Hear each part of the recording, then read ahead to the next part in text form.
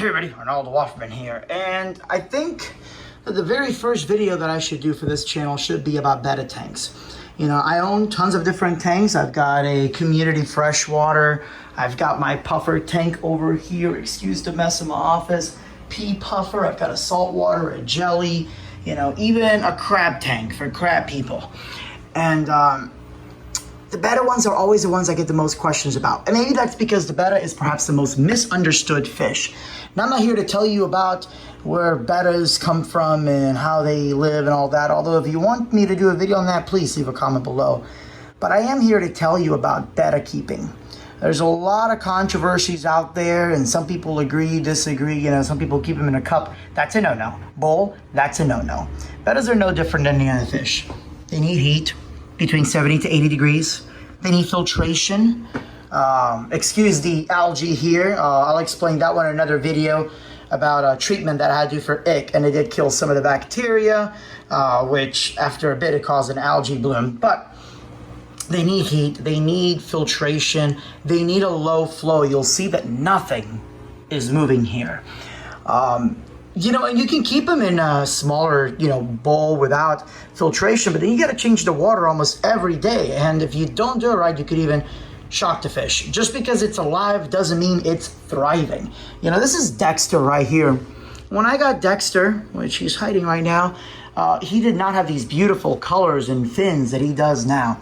It's amazing what happens when you put a Betta in a nice big tank. I mean, look at that. Look at those colors. He's just stunning. Come here. Come here. Come here. Never tap on the glass unless, you know, you can do it very gently. Like my pea puffer doesn't come out until you tap twice. See, there he is. So that's Dexter. Look at those beautiful colors. And he gets along with his buddies, his neon tetras and his cories, which are somewhere around here. You know, they say the Bettas can't be with other fish, but a lot of us that have been keeping Bettas know that's quite the opposite. He is very well behaved. You know, so the first thing you need is some sort of substrate. Now, the substrate that I have here, ironically enough, is the higher quality substrate that grows plants. You know, it's like, there's the gravel right there. That's not great for growing plants, so I have to sit here and fertilize that every week or so, or every, you know, couple weeks, excuse me. But I actually chose this substrate for a few reasons, which I'll talk about in a minute. But it also looks pretty, so it's also an aesthetic thing for me. If you're growing anubias on driftwood, you don't need a substrate. Anubias grow really good, really well, where the root and the root ball, for the most part, are outside of the substrate. You can see that it's all growing pretty well on driftwood. This is actually one of the hardiest plants, all the different types of anubias and swords. But for the most part, you know, you will see them digging into here. I actually have one anubia, this one back here, that has already gone down into the substrate. So obviously they do like substrate, but for the most part, they will grow successfully out of it. Next thing that I have here is a fake little Betta leaf. Bettas are, obviously they have their gills, but they are surface breathers as well. I have noticed that when they sleep, they like to sleep towards the top. It's actually really cute because sometimes with my other Betta, Jet, he'll sleep wrapped up with a coolie loach. And then, of course, you've got your filter. We'll go over the filter in just a minute. There's one here. You can see that there. And there's also a heater. I am not a big fan of Tetra products anymore. Their customer service, in my opinion, has just been abysmal. But these are discreet and they've worked. So until they die, I'm not really going to replace another one that's not needed. Let's go over the next one here real quick, and I want to show you a couple of the other tanks so you can kind of see what's going on as far as the low flow, everything I'm doing. You'll see here that this particular filter, this is the Penplex, this is the Cascade 300, I believe, or the 600. I'll put all links down below. It's aiming towards the back. I want it to diffuse. I want the, you know, flow to be as minimum as possible, which is why I did choose the neon tetras. They do well in a low flow environment. Let's go over here to the next one. Excuse the mess in my office right now. This is Jet's tank. Now, this is actually a 20-gallon long with a custom divider that I had made out of plexi. I like a Jet. He is absolutely stunning. And right now I'm a little worried because he does have a bump right here. So I've been treating. I'm hoping that it's not organ failure, which will eventually lead to dropsy. But I am treating him with some Paragard. We'll see how well that works. Now, Jet's side of the tank has these beautiful shell type stones. There are the banana plants, and the banana plants, in my opinion, work really well. They're uprooted right now because I just redid this tank.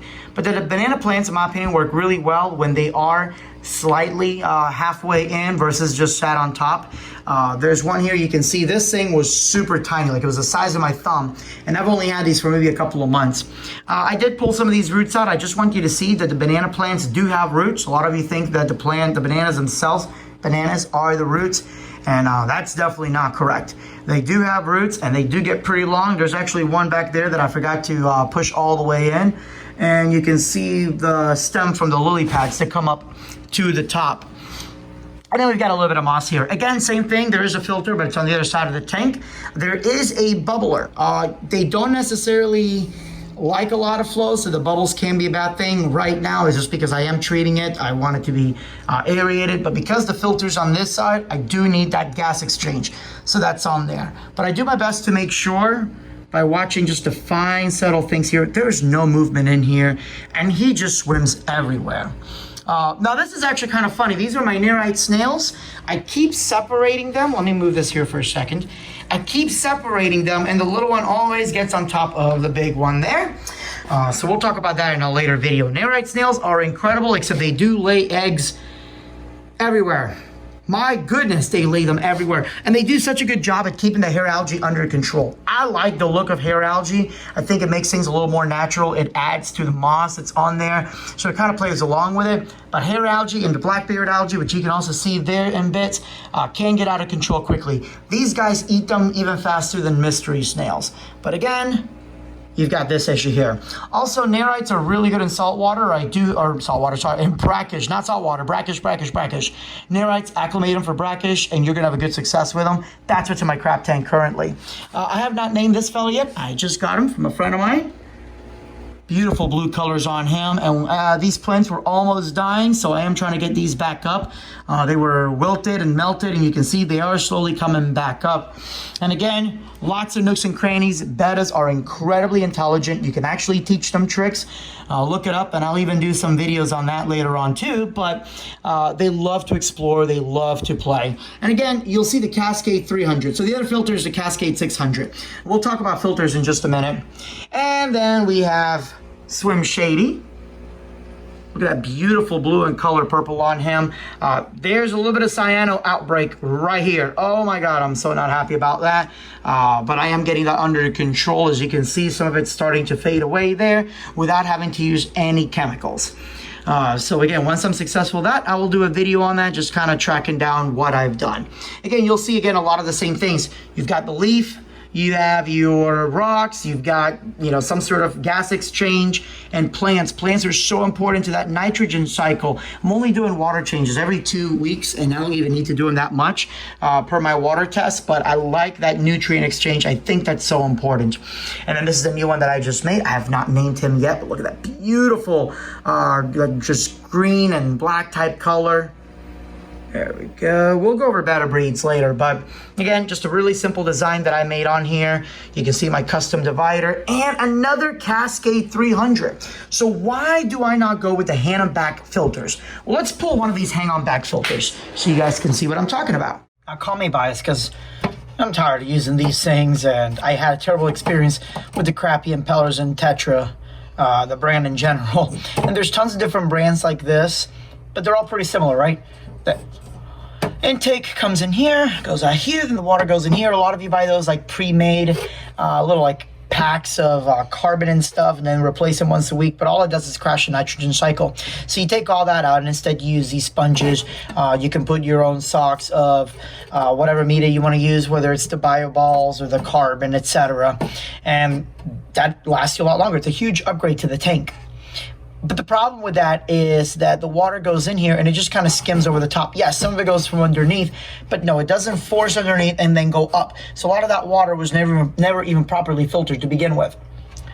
Now, the other problem is that this water comes out, because there are better filters than this one, of course, and some of them will actually force the water to go all the way through. But then there's a lot of these filters, this part here just creates a lot of water turbulence, which is not good for the Betta.